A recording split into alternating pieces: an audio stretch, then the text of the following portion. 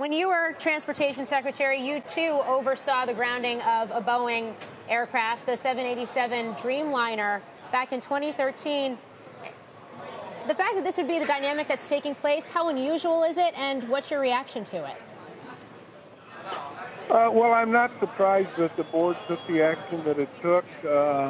When we were involved with the Dreamliner, we were in direct contact with Boeing on a daily basis, and we made a decision very early on to ground those planes.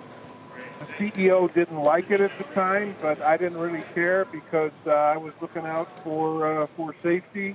And in the end, I think Boeing ended up in a much better place after we figured out that the lithium batteries were causing the fires, and we figured out what the fix should be for that. And it was done hand in glove with safety as the number one priority, and no compromise, no deals.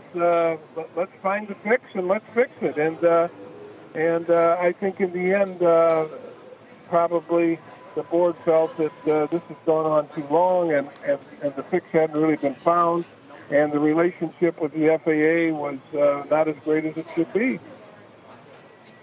So the fact that we're seeing a change in leadership at the very top right now at this critical juncture in the midst of this crisis, is this something that's going to help the company to move through this perhaps sooner than, at least up until a couple days ago, was looking likely? The one thing that the board do to get back on its feet, to get Boeing back on its game, is to hire a CEO who puts safety as the number one priority. Find somebody who's got a reputation for safety. Find somebody who is just somebody who's got a reputation that's impeccable. And the issue for Boeing now is safety. Their safety image has been tarnished. And when you see airlines saying, we're not going to fly these planes, they're not going to fly them because they're not sure they're safe. And this has to be the number one priority, something that they have to talk about every day, a CEO who has to just drum it in, and maybe some instances change the culture. Maybe some other heads need to roll in terms of finding the fix and making sure that people understand that Boeing will become the safest airline manufacturer in the world. Do you believe that's what's going to happen? We're going to see more changes within management now? I do think that because you can't lay all the blame on Muilenberg.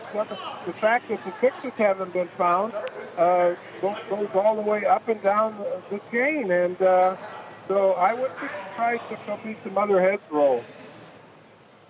In terms of the actual halt in production of the 737 MAX at this point, is there a critical timeline or I guess period in which, if that halt continues on where it becomes harder and harder to bring production back?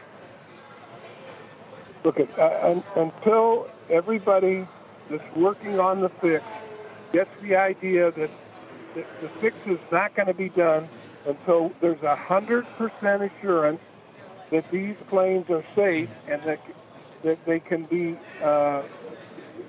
deemed safe by the FAA, then nothing else matters.